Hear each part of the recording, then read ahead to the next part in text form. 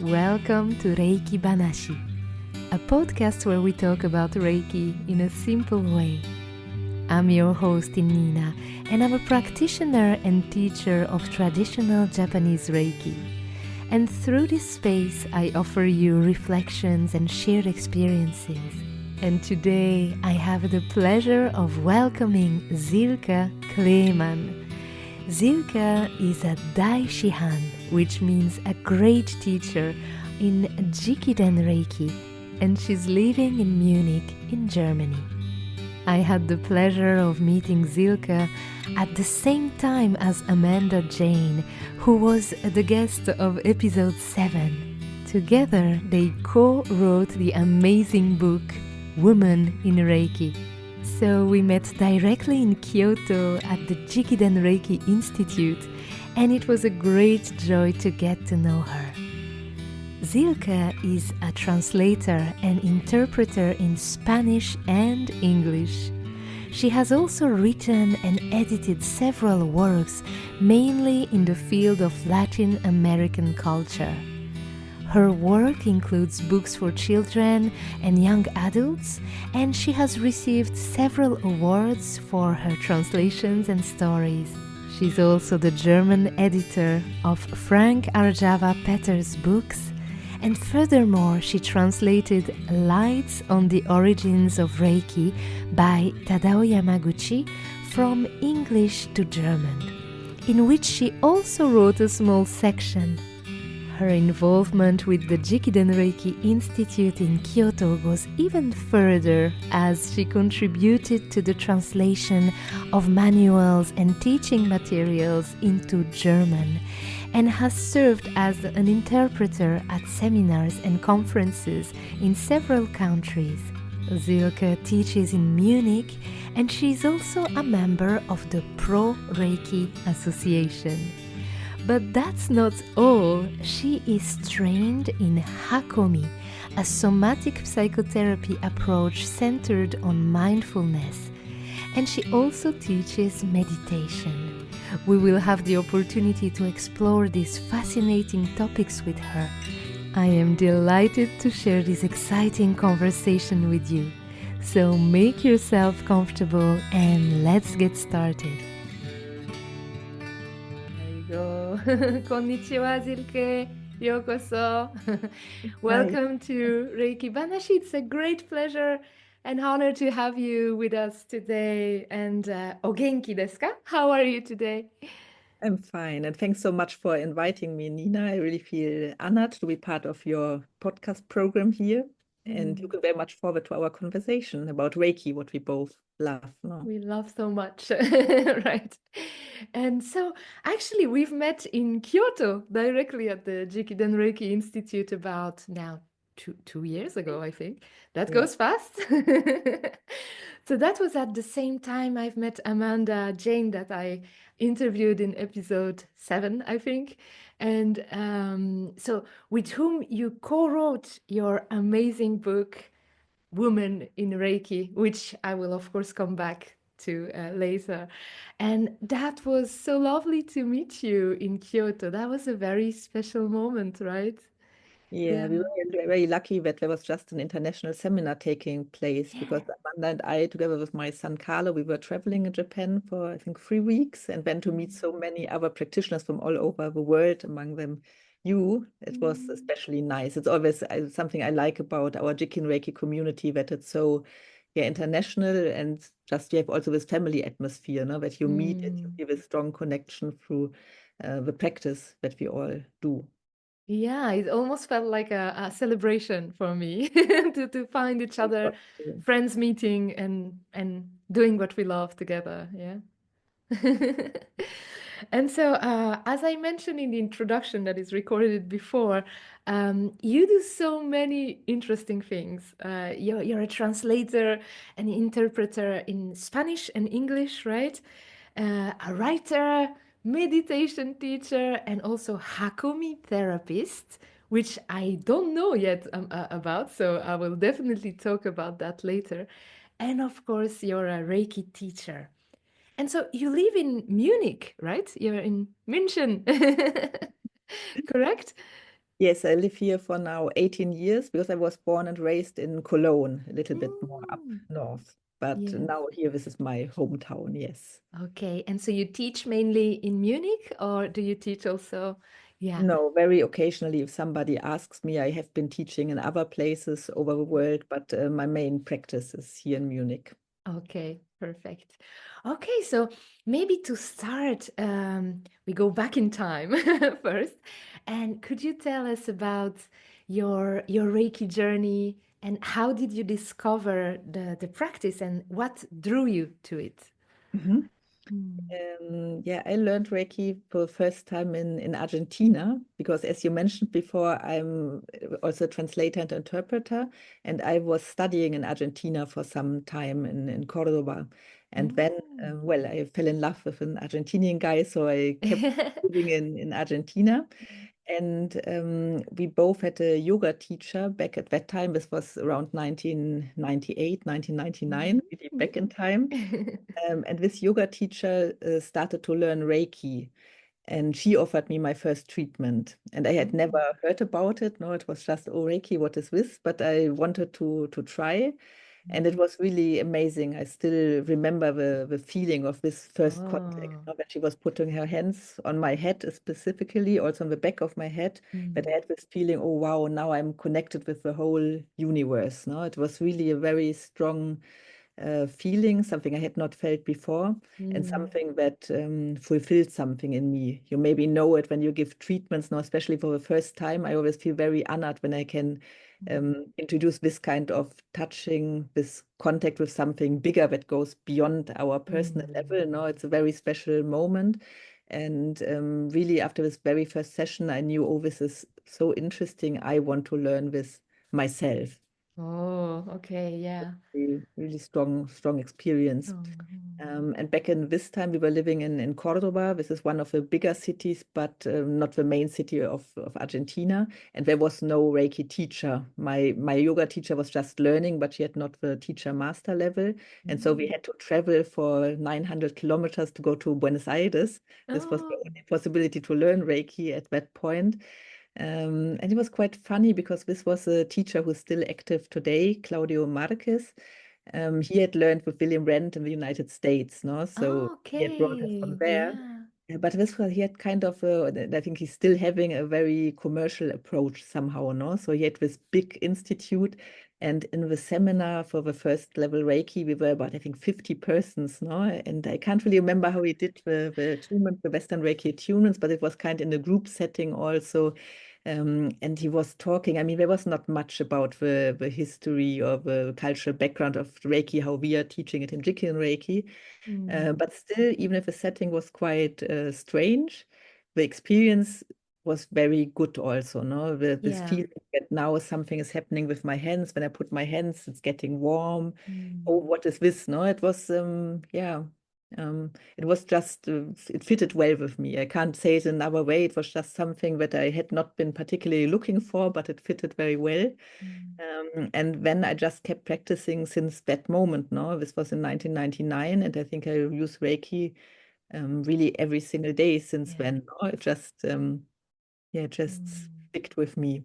And I mean, I was also fortunate because I had done the seminar together with my then boyfriend, Mm. and we had our yoga teacher in the same city. So I really, we gave treatments to each other every Mm. day. Just he treated me, I treated him. Sometimes we met with his friend. And also when she later started to build up her school because she was becoming a Reiki master in these years, Mm. we also assisted her and helped her with the teaching materials. So it was quite a strong beginning, no? And maybe this is Yeah. why it grew so much in Yeah, me. that's I think that's really great when you follow a seminar or a course because after that, what's mainly difficult is to practice if you don't have a little community, if you're alone, right? Like you can of course practice on yourself, but this I guess is amazing to have a Yeah, little community, even if it's three people, you can really Yeah, I start think it really practice. deepens it when you're just doing, no? Because then you're always connected Mm. somehow. Yeah, and then in Argentina, I went up to level 3B in Western Reiki, no? So I did the second degree when I did the course where you learn the master symbol they're using, and Mm. did I? And I learned also the attunement level. I learned with Arjava later when I came back to Aha, Germany. It okay. was around that time in 2001. I came back to Germany, and so I lost my Reiki environment that I had, no? Ah, yeah, of course. Yeah, I yeah. was a practitioner, but I couldn't teach. And because I was so enthusiastic about Reiki, I was telling my family and friends, oh, I learned this great thing, Reiki. They want to try Mm. it. And they liked it when they received treatments, but they also wanted to learn, no? And so this was the next step that I thought, oh, how can I do? Where do I find a teacher where I can send these people? This was my first idea, no? I Mm. was looking around in Cologne, but I was not really happy with the Reiki teachers or Reiki masters I found, no? That I didn't feel it's the right thing. Mm. And already back in Argentina, I had read the Spanish translation of Arjava's books. They were Mm. translated, the Reiki Fire and the Hayashi Manual, Usui Manual, they were all translated into Spanish. So I knew Mm. about him, and it was just around the same time that he came back from Japan to Düsseldorf. Right. Yeah. Yeah, and Düsseldorf is really, it's half an hour from Cologne where I was living. So this was really, yeah, good luck or destiny or Mm. whatever, how you want to call it. Huh? So me and my Argentinian boyfriend, we first went for a seminar with Japanese Reiki techniques that Arjava did in Hamburg. Mhm. And when I saw him, I thought, oh, this is a great teacher. I really like him, no? And he Yeah. knows more about the background. It felt more real for me, no? Because in my Western Reiki lineage, there were so many things that they couldn't really explain, or that just you Mm. just do it, or that's like this, and Mm. it was somehow odd for me at some points, no? Because I'm Right. more with all my book stuff and the histories, I like kind accurate information, and I was not getting it so much in my personal Western lineage. Right. Uh, Yeah. so it was very easy to decide to do my Western Reiki master teacher training with Arjava, and I did this Mm. in 2002. Yeah. Mhm. Right. And then I started to teach on a small scale, but I had some students, but it was not such a long time before Tadao Sensei came to Germany. This is where my switch to Jikiden Reiki came, but maybe we want to talk Ah, about this separately. yes, yes, yes. That's interesting, of course. But somehow already we can Mm. understand you like to research, you like to see the roots or Yes. origins of everything, right? So already here we have some kind of hints. Sure, sure. Yes. And okay, so wow, that's very interesting that you started in Argentina, then in Germany, and yeah, so it's interesting also the Western Reiki when is quite big also in Argentina, do you think? Or was it at the time or Well, right now, I mean, there is now a Jikiden Reiki community, also because Arjava has been going quite regularly to Argentina. Mm, So he has some students, but I think it's only in one area, no? The okay. main Reiki practitioners are probably Western Reiki practitioners in Argentina. Right. Okay. Yeah. Okay. Okay. Okay, so you talked about this first time that you received the treatment, which seems like something that really changed a very transformative experience. But was there a special moment that you feel Reiki profoundly transformed you on a personal or on a spiritual level? Yeah, I think this first treatment was definitely a moment that transformed me because it Mm. opened a perception of a world that had not been so, yeah, that I couldn't grasp before, no? That it's Mm. a real experience. You may read about something, but where I felt it, no? And it was a Yeah. very strong impact for me. And also for me, I think through the Reiki practice, it opened me up quite a lot. And it helped me to really be able to be in touch with people. I mean, physically be in touch, Yeah, putting my yeah, yeah. Yeah. so, yeah, really being able to connect. But I would say that this is more a gradual process, no? It's not right to feel it, wow, now it's different. Yeah. It's the step by step, it's happening, and I saw it more maybe after a year, or then after 3 years, you suddenly realize, wow, this is really different from what I used to feel before, or how I was able to be open to people. So, and I think this is an ongoing process.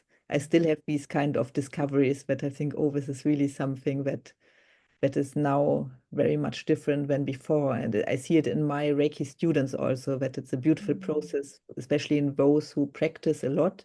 You can see how it really makes them more quiet, more loving, more compassionate, and that it becomes more and more natural, this wish to help others to achieve well-being also, no? Yeah. And when specific moments, I mean, I think it was really strong also some of the Jikiden Reiki seminars, the first ones I attended with Tadao Sensei, because when he came, it was usually a 5-day seminar. So we had 5 days of Reiju, and usually with many teachers, no? So when you were Yes. sitting, there were like 5, 6, 8 teachers. So it was taken an hour, 1.5 hour, the whole Reiju process. Very intense, no? So there had days really that it was so hot inside, and I could really feel I'm burning this kind of purifying fire, no? That really maybe, I don't know, old problems or ego or patterns that they were just burnt away, no? It couldn't stay with Yeah. this thing that was happening, no? This I remember also. Powerful, yeah. Yeah, yeah. And the same thing when I first went to Japan, this was pretty much later because I was young when I started with Reiki. No, I was a student, and it seemed to me impossible to make it to Japan, not too far away, too expensive, or I don't know, there were always reasons not to go. So I finally went for the first time in 2015 with Arjava. And this was really quite an impact on me to see these places, not to be on Kurama Mountain, to be at the Jikiden Reiki Institute, to see the different the temples, somehow to connect with really these roots that I was so interested in before, but it really made a difference to be in these places. No, it helped my understanding. You And mean even on also our culturally or also yeah, I think it gave me more understanding, which was the environment where Mikao there you go. Usui created this, no? And what were kind of the ingredients, what helped him Yes. to do the practice in this specific way. And even when we met 2 years ago on this trip, I went for the first time to Tokyo, and we visited Usui Sensei's graveyard Yes. also, no? And I was surprised that I had very strong feelings also in front of this memorial stone. You have been there, no? But because I think, oh, it's nice to see it. I want to go there. I want to Yeah. pay respect. I was absolutely clear that I wanted to do it, but it was a much more intense experience than I had expected somehow, no? That I really felt there's something speaking to me. I mean, not like Yes. who is Google Sensei Ghost or something, but just that I felt this legacy, no? And what we Yes. are trying to carry also, no? That he had Yes. really this idea to give something to humanity, and that I felt the kind of it's a responsibility, but also Yeah. it's like a very blissful feeling to be able to be part of that, no? And to carry Yeah. a little bit of this practice. Kind of Yeah. a connection, right? Like to Yeah. something. Yeah, yeah, yeah. Yeah, yeah, and to have this feeling that really, I mean, you are important, no? So Mm. individual in this sense, no, but to really Mm. feel it, no? Yeah. Mm. Yeah, so this it was kind, I would call it like a spiritual experience, no? Mm. And I like these unexpected experiences, because sometimes when you go to a place and you have a certain idea what might happen or how you might feel, but it's so great when you just come and something happens and you say, wow, what was this, no? The Mm. unexpected is yeah. Mhm. Very nice. Yeah. Okay. So then so you have studied and thought different styles of Reiki, as you said, right? So you started with Western style Reiki, and but today you only teach and practice Jikiden Reiki. Could you maybe share with us what led you to make this choice? Yeah. I mean, as I said before, I started with Jikiden Reiki the first time when Tadao Sensei came to Germany, or to Europe, in fact, or maybe he was in England. I don't remember the chronology at all. Anyways, he came to Düsseldorf, where Java had invited him in 2004. And I came to the seminar because, I mean, Arjava had been talking to me for 2 years, and he said, you have to go. If you cannot come to Japan, you at least you have to come here, no? Yeah. Because it was a little special in this moment because most people who attended were already masters or teachers in Western Reiki. So it was not so easy maybe to explain why should we come again and why should we start from zero again, no? I mean, nowadays, I think there is an idea about Jikiden Reiki or what are the differences or maybe the benefits, what you get from starting again. But in that time, it was not so clear. But anyway, as I knew that Arjava was very enthusiastic about it, I wanted to do it. But first, I took Shoden Okuden, no? And I thought, oh, just let's see what happens. Yeah. And the experience was strong, as I also talked about before. And it felt a little different for me when the Western Reiki attunements and also in the treatments afterwards. For me, it was like a more grounded feeling somehow. Because in Western Reiki, also the focus sometimes is more on, well, do something for yourself, no, or work on your past problems, or help to give energy to future projects. It's all a little bit about the me, no, me and my life and how to improve it. But it's totally fine, no. I think Yeah, it's absolutely. Yeah, but for me in Jikiden Reiki, I noticed a different focus, no? That was more looking at the community. Also, what can I do for the others? Also, as you know, the treatment for others is far more important somehow than self-treatment in Jikiden Reiki. yeah. Um, but still, I mean, also if you look at Tadao Sensei or Java, you see that they have something, they have this self-realization aspects. Caring for the others doesn't mean that you cannot care for yourself, no? Yes. And this was something that I thought was very, very interesting. And also to see Tadao Sensei, who had grown up with Reiki, for him it was so natural, no? Because for me, I had already practiced 5 years of Reiki, but it was still something, well, you do it and you try it, it's nice, it's relaxation. But to hear him talk and see, well, he uses it for everything. He just has total trust that it works, whatever happens. This was very inspiring for me. And so I think I started to use the Reiki in a different way, no, getting more confident that there were really, even if there was a big crisis or a real important illness, that I could still help with Reiki, no, maybe not cure it, not take all the problems away, but it would be something helpful. And so it changed my practice in this way also. And the other point was what I had started to teach Western Reiki, but I was not so happy that I couldn't give much information about some things. Or even when I started to learn in my Argentinian Reiki school, there was still this story, and Mikao Usui was a Christian missionary. He had studied in Chicago, all these things. Right. Okay. I really looked at the course and I thought, oh, it doesn't make so much sense to me. It's hard to believe. And I didn't Sure. enjoy talking about this in class, no? Yeah, And yeah. even because I learned with Arjava, I had his books, I knew this part, the historic part was more or less okay, but why we were giving treatments in a certain way, or even what people should pay attention to during treatments, there was not many clues that I could give to my students, so it didn't feel so comfortable. And Yeah. um, in comparison to that, I mean, if you work with the Biosen system, I think this is very, you can understand it good, it's easy to explain, and you can also tell your students it's more about training the perceptions in your hands, no, to improve your sensitivity. It's not Right. that you need to have a great intuition or you need to just look at the person and know what's the right thing to do. No, No, no, yeah. it's very simple, very grounded. You just put your hands, you observe your perceptions, and then you work along with that, no? And so this resonated very well with me. And I thought, I think this is something I can teach and I feel comfortable and people can learn it. And so, yeah, I would say it was very natural that the wish came, I want to teach this and not the other thing I'm teaching. And so directly the next year when Tadao Sensei came back in 2005, I took the Shian Kaku. And Yeah. then 1 year later, I did the Shian when he came back to Europe. No, I did this in the UK together with Rika. In fact, Rika Tanaka and I did Ah, the right. Shian level Okay. together. It was Nice. nice. Okay, okay. Yeah, I understand. Yeah, of course.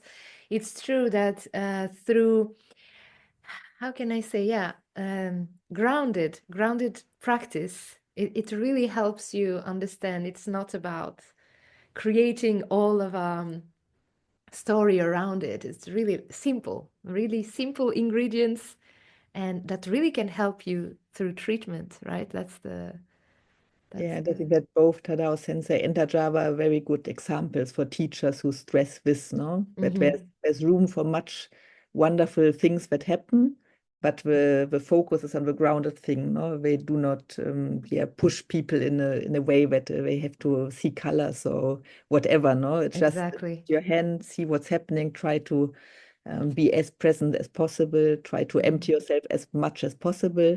But Yeah. the main thing is just letting go, no? And I mean, this, especially in the West, it's so hard for us sometimes to understand, no? That it's not to putting much effort, to concentrating more, to being the better person. It's just about being there and letting it happen. Yeah, it's more about removing, not adding, right? Like that's very Japanese somehow. This thing Yeah. of instead of adding something extra, it's like, okay, come back to something more simple to Yeah. yourself. Yeah. Right, right. So I will slowly go in the direction of your book if you're okay with that. But before I have a question. As a woman and a teacher, have you ever faced any particular challenges or on passing on Reiki, on teaching Reiki? Yeah, I think really, no, I would say not. But in my life Mm, in general, I would say that I had little obstacles because of being a woman, no? I mean, I know mm, that still for virality for many women is different. But I think I was lucky because I come from a family where the women are quite strong, I would say, no? So my mm, mother was working, even my grandmother was working, or my both grandmothers. My aunt was working. For me, it was very normal, even as a child, but women were doing all kind of things, and I was mm, also encouraged to do things. And I think also as a girl, I didn't hear you can't do this because you are a girl, no? mm, mhm, And maybe this gave me confidence. I don't know, maybe it was just lucky circumstances, but I also in my professional life, neither as a therapist nor in my artistic work, mm, um, I had more of experience that there were really nice communities forming, especially mm. around women, no? Nice, I yeah. got so much support. Yeah. Mm, And I think regarding the Reiki practice, now it's easier than 20 years back, no? When I came mm, from Argentina to Germany and I started to offer the Reiki seminars and the treatments. It wasn't so well known. It was more weird. It was also more seen like esoteric practice. And I mean, in part it mm, was. The Western Reiki practice is in part still much more esoteric than what we are offering in Jikiden Reiki. mm. So there was kind of a prejudice, but this was more in general against Reiki. Right, yeah, yeah, yeah. But gradually, I think this has changed a lot because nowadays many people are interested in meditation or in yoga. They have some kind of experiences. They know that something that is beyond the things we can see, beyond the materialistic world. And I see this more like a curiosity, and especially Mm, also in my environment, because of my other job, I have much contact with people who are artists, no, writers or musicians. mm, And they are usually very sensitive, no? They have a very easy access and understanding of what is feeling when you do what you can feel during a Reiki treatment.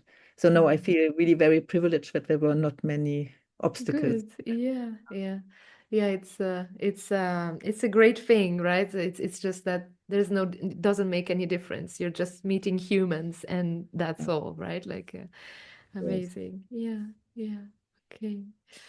Okay, so before going into the book, you said that you're a Spanish and English translator and interpreter as well, right? So, you've been also the German editor for Frank Arjava, Peter for Arjava, for his books, and as well as Tadao Yamaguchi's interpreter when he came to teach in Europe, right? So, maybe could you tell us about Mhm. these experiences? That could be Yeah. very interesting to hear. I think this was just coming together my two like areas of interest and also work areas because in fact, I mean, I studied languages, Spanish and English. Spanish is my main language, in fact.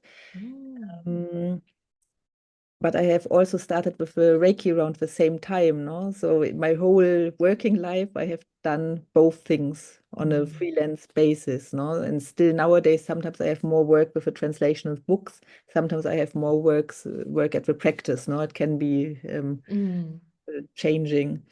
And when I met Arjava, I mean, we soon discovered that we have this love for books and writing that we share. And he proposed me to his publishing house in Germany to help with the editing of his books, no? Because well, anyway, I was working in this language area, and I also have a practical experience of Reiki or meditation or yoga. And this, of course, can help if you're working on books when you have a feeling for the content, what has been talked Of about in the course. books, no? Yes. And it was very nice because I worked for this publishing house. It was called Windpferd Verlag. Here in Germany, it's a very German publishing house for all these kind of spiritual, esoteric topics. Right, And I okay. worked for him for nearly 20 years after that because I worked on Arjava's books, but also on other books. And it was a very nice friendship with the people who owned the publishing house. Beautiful. Yeah. Yeah. Yeah, they passed away now in the last years. This is very, very sad for Java and for me, but it was really a great time. Mm. And also a privilege to work with Arjava on his books, no? To really discussed it a lot and yeah, very, very nice time. Yeah. And the same happened with Tadao Sensei's book because there was the Japanese edition, then they did an English edition. So because I'm not able to translate from Japanese, unfortunately, my Japanese is very little, chotto, Cotto. very small. And so I translated the English version of Tadao Sensei's book into German.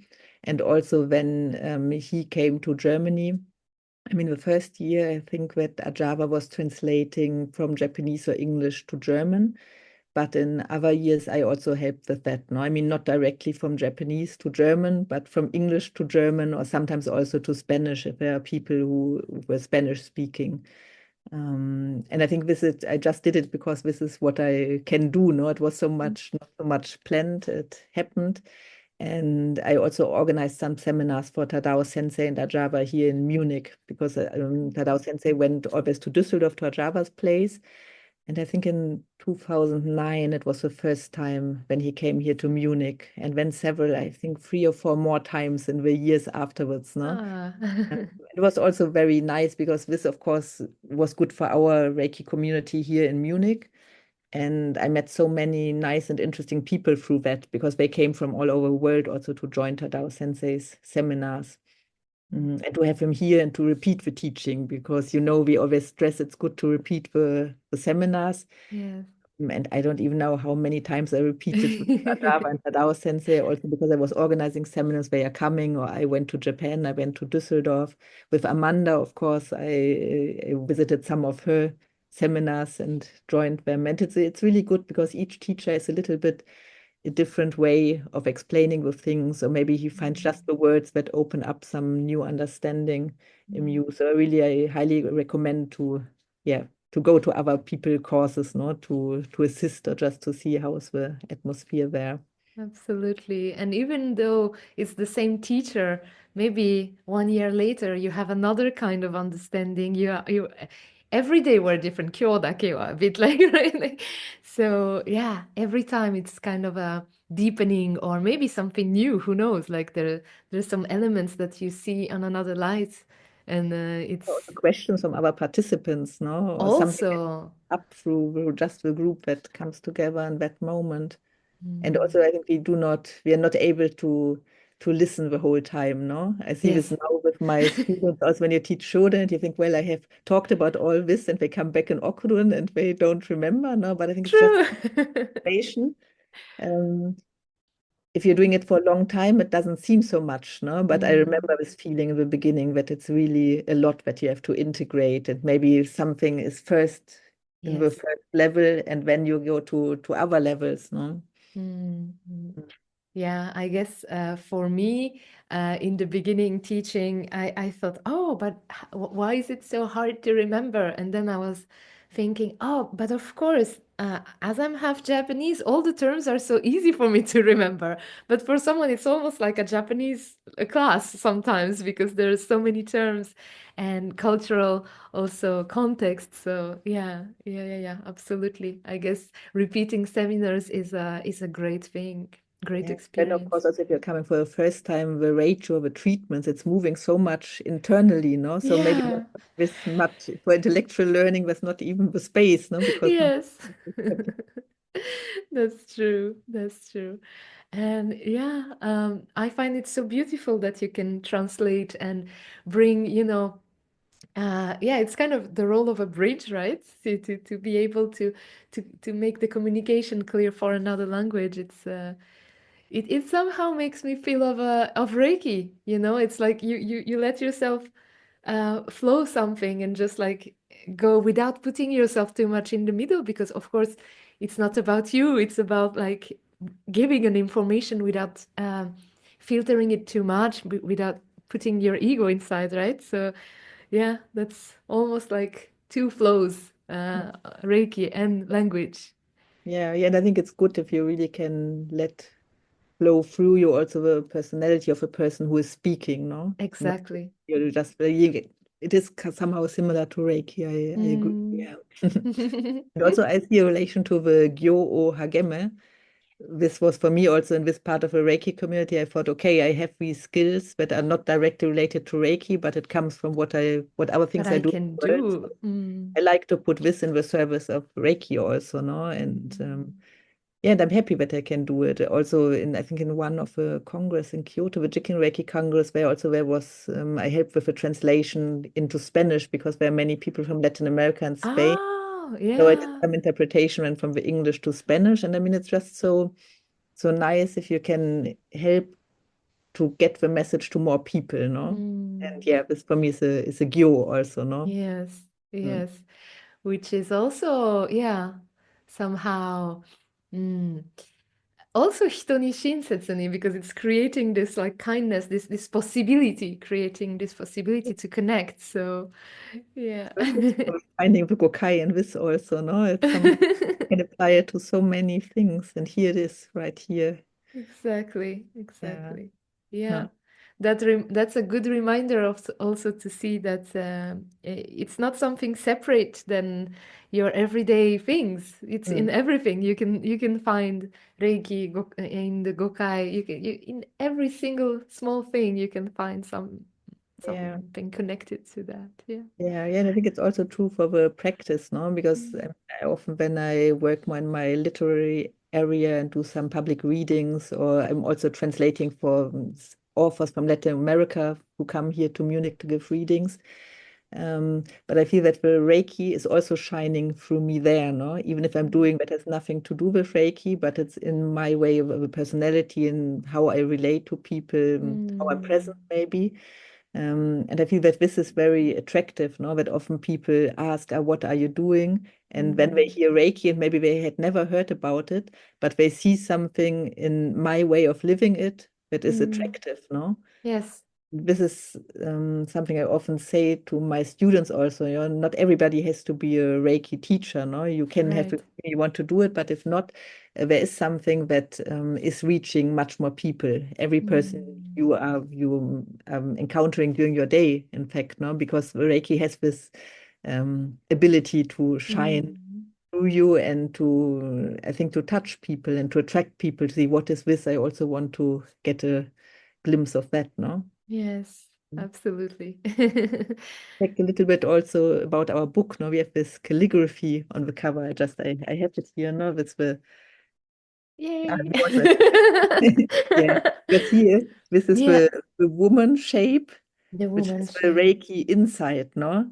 And this is the Ah. same idea, in fact, no? The women who are holding Reiki, who helped to this practice to survive, but also the Oh. Reiki inside for women who is shining in the world and attracting more people to that light somehow, no? So this is maybe it's not easy to Mm. understand at the first sight, but it is inside Mm. with calligraphy that Ari Luhmann did for our book, no? It's really, Beautiful. yeah. Wonderful. It's really beautiful, yeah, and actually we feel it, even on the lines that there is this kind of connection and this shine, but somehow also very, how can I say, through this calligraphy we can find this simplicity, but it's really, really powerful. I Yeah. love this one. Like I don't know if you we could make a poster about it because it's so beautiful. Yeah. Yeah. But there you go. We will talk about the book now.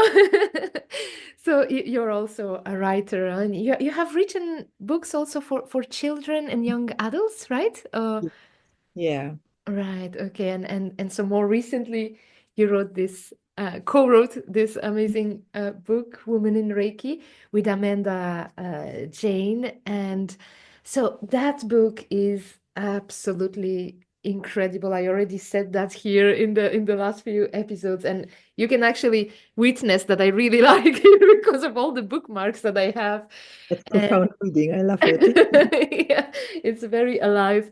On my bookshelf, you see the ones that I love the most because there's all these things coming out of it. And yeah, I could talk about this book for hours because that highlights the important role that women have played in the evolution and history of Reiki. And whilst we tend to know more about Hawayo Takata that was helping to let's say make the Reiki evolve in the West, you're talking about so many key characters, key women that's played such an important role in the evolution of Reiki, like Chie Hayashi, that I knew a little bit, but I didn't know all the history, or so many important women in the story. And yeah, so I forgot to say that in the episode with Amanda because we were going in the flow, but thank you so much for writing this book because yeah, we can feel all the research, but also the love you put into it. And so, yeah, first of all, thank you for that. Much for your words, Nina. It really means a lot to me and to Amanda also, because this is very really beautiful things about books that you can reach so much more people potentially, no, than just the people who come to your seminars or the people you meet in your everyday life. Now the book can really travel, and it's amazing when suddenly also people from Chile or from Brazil or wherever write to us and say, "Oh, thank you for the book. I came across it wherever, and it's Mm. inspiring to me." This is really something I'm very, very happy about. I also feel a little bit proud of Amanda and me that we managed to do it because it was quite a long Yes. process to write it and to finish it, and it was Oh, yeah. growing also. Yeah. Um, but it's good that it's out, and I really feel we managed once again there to put our ego a little bit aside, no, and just to feel Mm.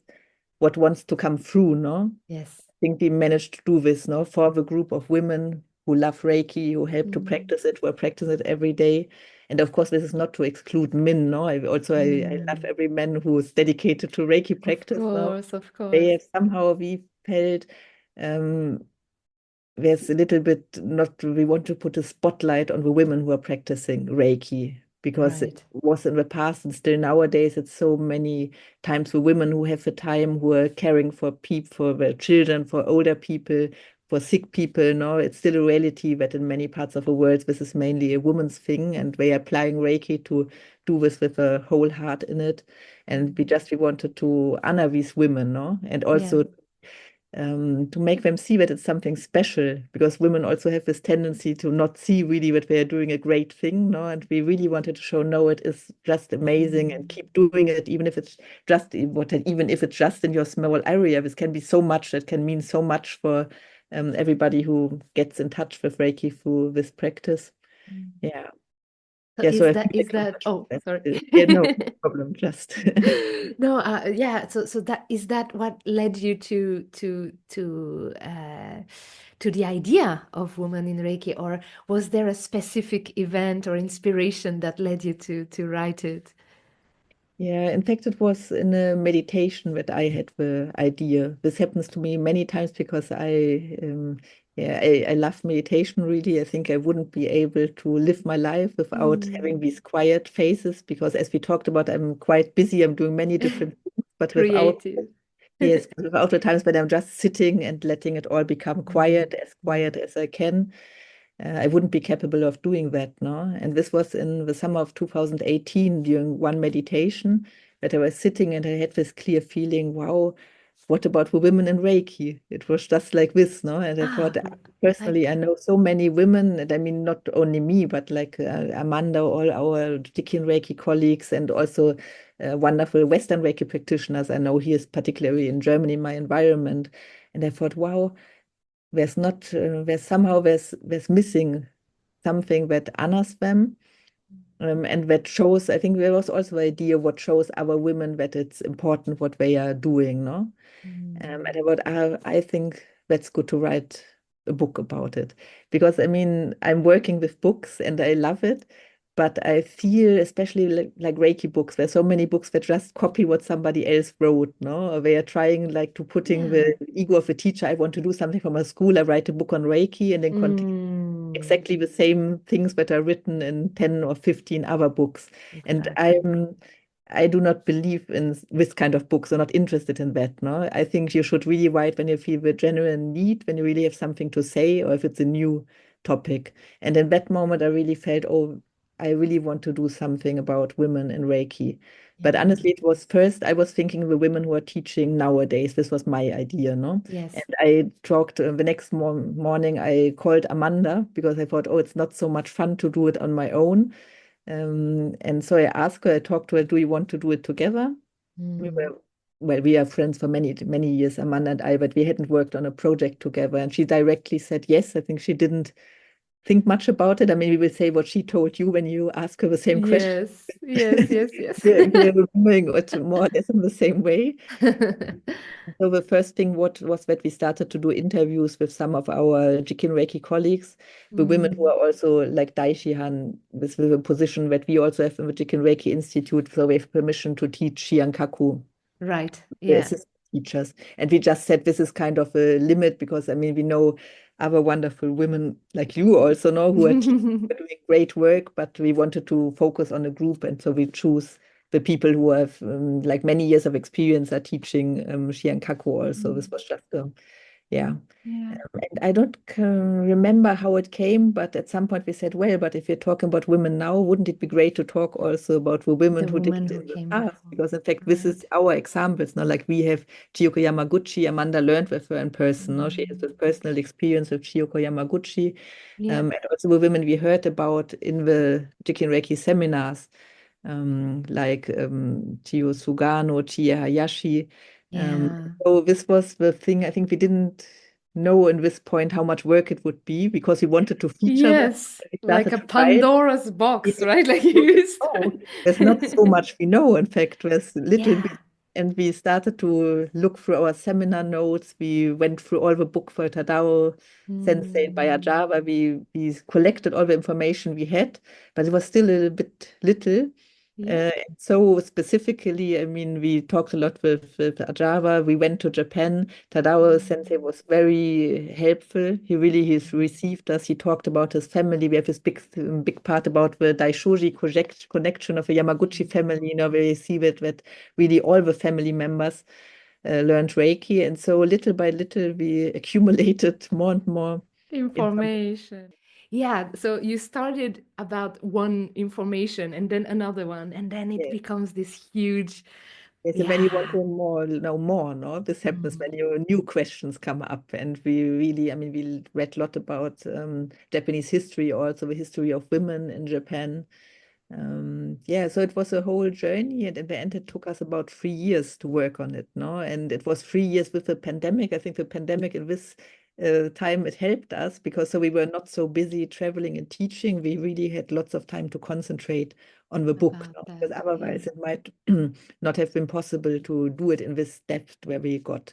And then also the working process because we really, well, of course, one of us always started to write, but when the other took the text and wrote over it, corrected, added things, cut things, we discussed really every single sentence of this book.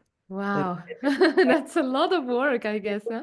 process, but I think it's what you can feel in the book, no? That Yeah. also helped to take out the ego, maybe, no? That we really had Mm. to justify it first in front of each other, Mm. and yeah, and always thinking in the whole community. Mm.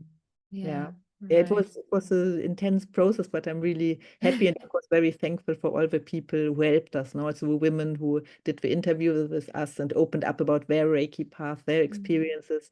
There's really lots of wisdom, and because the women are from so different walks of life, different experiences, and so I hope and I think it's working also that every reader can find something to connect to, no? Because it's not one story; we have many stories in there.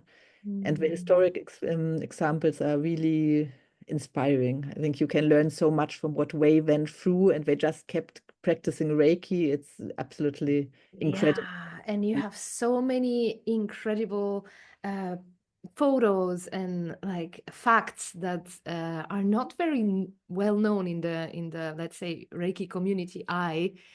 And so it's fascinating for someone that loves already Reiki to deepen. Like you really went deep, deep, deep, and thank you for integrating all your, you know, your maybe you started with one thing, you discovered something else, and thank you for including it. You know, you could have kept it, and instead Yeah. we have this amazing book that is almost yeah, that's what I said also to Amanda. I love that we can take a part and then maybe leave it for a second and then take another part. It's almost a few books together, Yes, right? people complain that it's a little bit too thick. No, it might be frightening, but so It's many not actually. yeah. Yeah, but we try Yeah. to make it easy to approach, no, through Yes, it is. storytelling, through the pictures, that it's a nice object, because I mean, Mm, I particularly I love books, but I like books who have a good design also, and the pictures. Now we really found some female photographers, friends, who helped us with the photographs, mm, because but it's not just we really want to show the beauty of the women who are doing it, no, and not mm. just at giving the best environment, so you can really see how it's shining. Yeah, I'm really glad Beautiful. that you like it. Yes. Yeah, well, I really love it, and I also use it sometimes as a compliment to, you know, especially about the story of Chiyoko Yamaguchi for my students when they ask more about the story of the Yamaguchi. There's so many interesting insights, and so I really recommend it to everyone. And I asked Amanda also if you're planning to translate it. I guess. Yeah, you can tell us more because so many people are asking, "Oh, can we read it in this language?" Or so are you planning to? Yeah, in fact, I mean, it should have come out in German a long time ago, but Ah, this is, I mean, because I'm translating it myself, of but course. I didn't finish yet. I have about the third part, I think, translated, and it's just because always something else is happening, I should really concentrate on it, no? Because this is because I can do it myself. Mm, And we had the wish to translate it into Japanese, that would be great. because yeah, I think especially in Japan, the women, they are even less aware of their history and the really great contributions they are doing than in our Western countries. So this was Yeah. really something we really would like to see it Mm. happen. But there, because the book is so thick, it's not such Yes. an easy process. To find Mm, translators is one thing, but for Japan, we would really need a person who can overview the whole process to put it together. of Yeah, course. for the Western languages, I could probably do with supervising myself, but in Japan, I Mm, can't.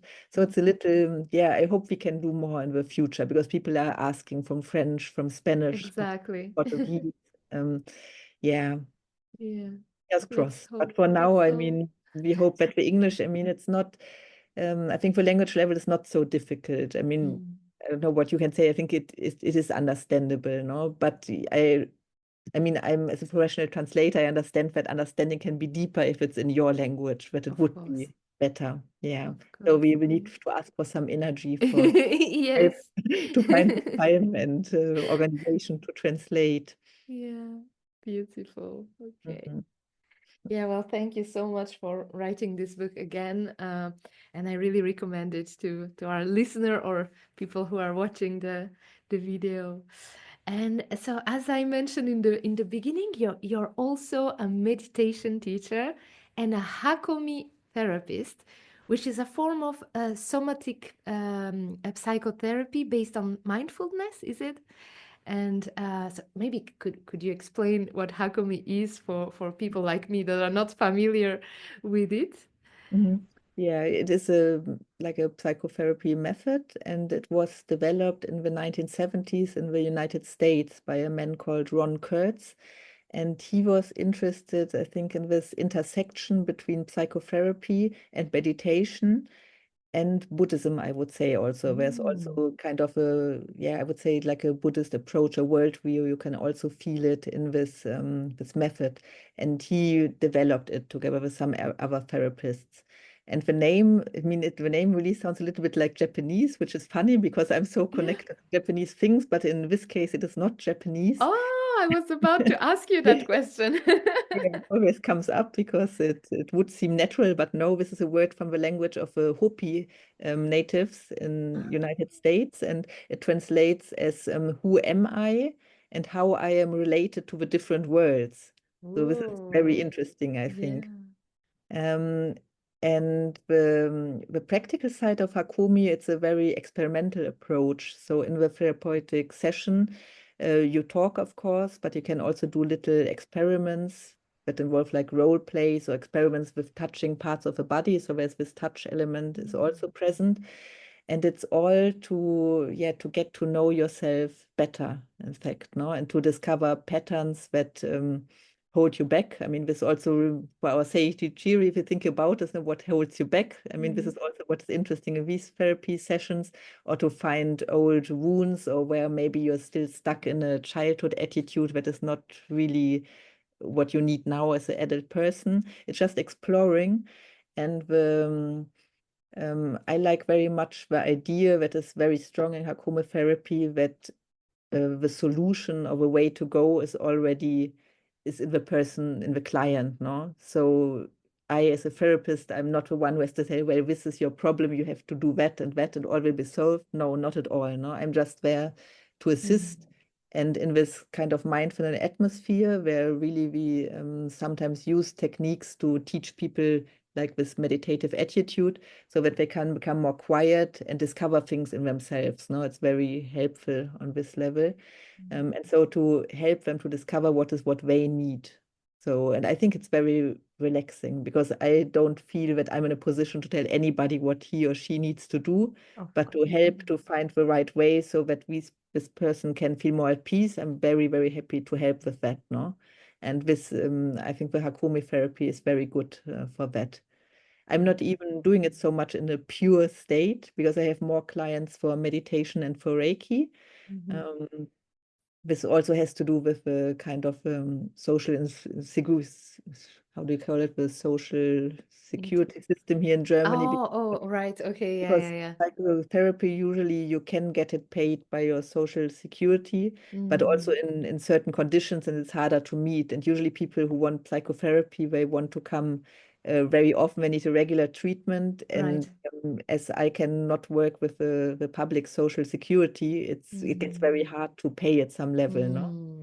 But the method is really great, and I take bits of it, for example, in how I talk with clients, even if they come for Reiki or meditation. I mean, I always talk, and I learned so much through this Hakomi approach of, really the trust that everything what is needed is already there in the person opposite, no? And I'm just helping to to To make it come, reconnect yeah. yeah. Yeah, and in this, Right. I feel it's quite similar to what we do in Reiki. Also, the approach is very similar, no? That it's also more like trusting um, that this person in a Reiki treatment can connect to the person, to the things it needs through the Reiki energy. Yeah. Yeah, that was my next question is like, do you find any connections between Reiki and Hakomi, which I guess you kind of answer, right? Like that's the yeah. Yeah, I think this attitude is really the same, and this focus on just letting be the things like they are, no? We talked about this in the beginning, no? That it sounds very easy, but it's not easy at all, no? And both Yeah. methods aim at that, no? That you just feel that you can be in peace with what is. And part of getting awareness of what is happening is part of that, no? I think so often we lose so much energy by just denying that something's happening to us. And yeah. Yeah, right. Yeah, and so I guess some elements of Reiki can enrich maybe your perspective on Hakomi and vice versa, right? Like they're somehow interconnected, even though they're different approaches. What do you feel about that? Like, Yeah, I mean, I really I feel most comfortable with my Reiki practice. mm, mm, Maybe because I do it for such a long time, but also because I really have felt so much benefit of like just trusting myself to the energy and getting mm. out of this mode of analyzing and to Yes. see, oh, this is the problem. I'm thinking about it so much when I find the solution. Mm, Um, I really feel that just surrendering to the insights that can come during a Reiki treatment, and I mean, often we cannot put them in words, no? There's yeah. happening so much, but it's hard to translate it into words, the real realizations, but something changes. And I feel maybe especially in our culture that this is what is maybe more needed. We have more of Mm, the other side. We are thinking very much, we're using the rational approach. And I mean, I love both of this. No, I'm not mm, saying at all that we shouldn't do it, mm, but sometimes with just feeling the body and letting things relax and resolve, that I can give this best through Reiki mm. treatments. And Yeah. that it's such a, because it's kind of a warm method, no? It has Mm. this that you really feel like a small child that has been cuddled in your Yes. arms of your parents, something. It has this, This that warmth. Yeah. yeah, that makes it easy to accept for people. Mm, And there can happen lots in this space, I feel. So mm, I prefer personally to work mm. with that. And then, of course, I talk a little bit before to hear what is the problem, what is this person looking for, and Of course. also we talk afterwards about what we have experienced or what the client Mm, to have the conclusions or how he feels before and afterwards. And you will know this from your Reiki practice. And it's so amazing how people change, even if it's half an mm, hour, if it's an hour treatment, you can see it in the faces, how things come to its place. mm. And the same is true for myself when I'm getting Reiki treatments. Now that especially that I'm getting a little older, I try to get regular treatments myself. I have here Mm. my colleague Joe. We're practicing for 18 years now together, Jikiden Oh, Reiki Shian also. And so we try to meet every 2 weeks. And nice. Yeah. we do Reicho and give treatments to each other. And Mm.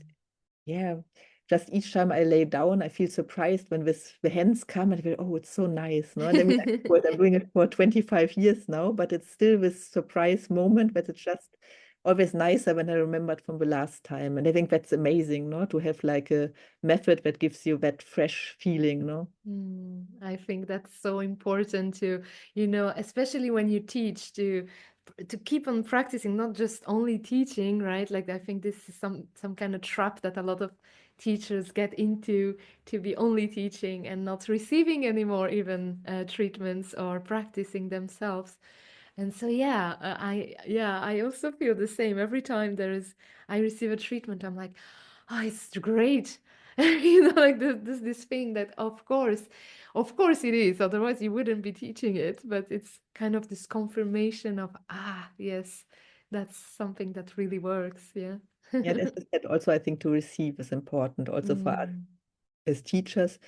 And when we do Reiki exchange meetings here, I always see that I also receive. And I think it's important for the students to see, no, that not just because I'm the teacher, I'm always well, I don't need it, I'm above things. No? It's yes. good. And it's so nice for them to give back also. No, I see how they enjoy to give me a treatment, and when it's doing good for me, how they are happy and how it motivates them to keep going. No, Mm, yeah. mm. I think that's something really nice in Reiki. And interestingly enough, in Hakomi teaching, it's also used. That always sometimes you're kind of a receiver, and then you're the one Yes. who's offering the space.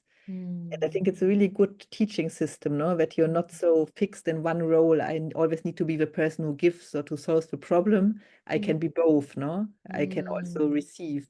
I think mm. receiving is something we should all practice more also, Yes, especially as yes. just maybe help to stay humble, no? And see it's not that we, here we're back to the community aspect also, I think, no, that is something I appreciate very much in Jikiden Reiki, that we work together, and that we can, I think we are in this giving and receiving process quite nicely. Yes, it really creates this kind of balance naturally. And that's amazing, right? Yeah. Yeah, this community feeling. We can count on each other and we can receive and give at the same time. Yeah. Yeah, absolutely. Beautiful. So, Silke, I have a question that I ask every every guest on Reiki Banashi. And so this question is, if you had the chance to meet Mikao Usui Sensei today, what would you ask or say to him? Hmm. Hmm. Or both? Yeah, I think, I mean, I have, of course, on the intellectual or practical level, I would have many questions. But I think if I would have him in front of me right now, I would probably just feel inclined to really say a big thank you, no? Because I have so much respect for what he gave to us, to the world. And just to say, wow, this is so amazing, this kind of tool that really helps us still nowadays to give from one person to another, the kind of key to this realization of oneness.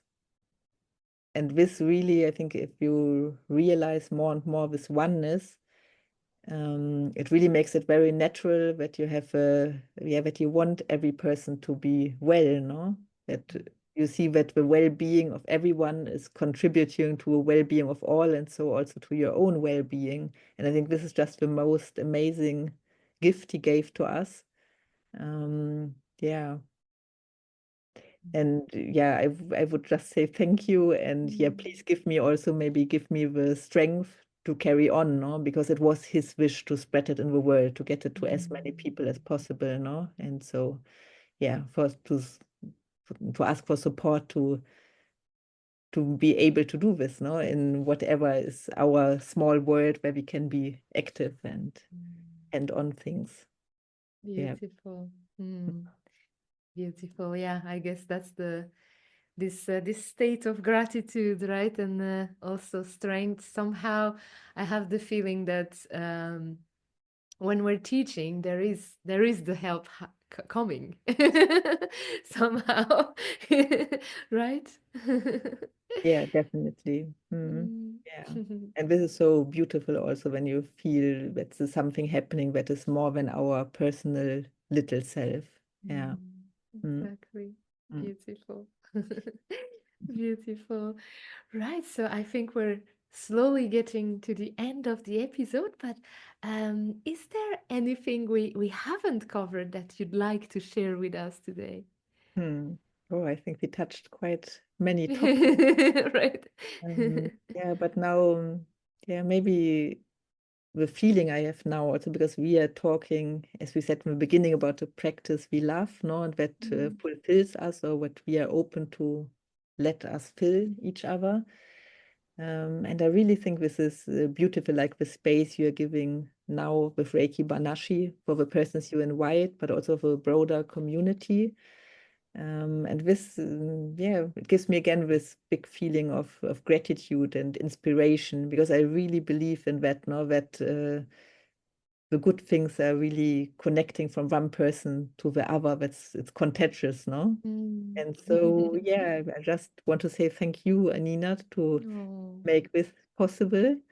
And yeah, hope that whoever is listening to that or watching it, that they can feel also this flame that is burning, no? And that for me is this very deep connection that Reiki can offer to the core of our own self, but that is connected with the core of creation as a whole, no? And yeah, I think there's not much more beautiful thing in life than to help people to suddenly, oh, there is something like the first Reiki treatment I received, no? Yeah, Of course, yeah. there are different ways to connect to this feeling, but Reiki is really a very powerful tool to start people on this journey of self-realization. And I'm really so grateful that I met it quite early in my life.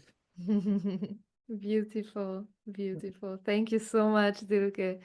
Thank you. Thank you. And yeah, thank you from the bottom of my heart. Really, that's always lovely to have these sharing moments about what we love, as you said. And yeah, it was truly inspiring to talk to you. And every encounter with you, even though it was once in Kyoto, once online right now, is a great pleasure for me. So who knows where we're gonna meet next? In real time again next time. Yes. And Come thanks so to much for Sardinia having me. any time you want. You're always welcome on the island. You really. Thanks so much. And so before we say goodbye, if someone wants to learn more about you or get in touch, what's the best way to do so? You have a website or Yes, I have my Reiki website that is jiroka.de. Mhm. And the best way probably is to write an email and then get in touch. Yes. Perfect. Of Okay, course, if so somebody is here in Munich or would like to come to Munich, I'm very happy to see for a Reiki exchange, a cup of tea. I love green mm. tea also, so that's a good meeting Beautiful. occasion. Amazing. Great. So I'll include all the details of your website and email on the episode links. And yeah, once again, thank you from the bottom of my heart and arigatou gozaimashita. Thank you. Thank you, Silke. Bye bye. Bye bye. Thank you so much for listening, and thank you again so much to Silke. If you'd like to keep exploring these topics with me, you can find me on Instagram or on my website. And if you want to dive deeper or learn more, all the links are in the show notes. I'll see you very soon for another episode, and in the meantime, take care. Arigatou gozaimashita.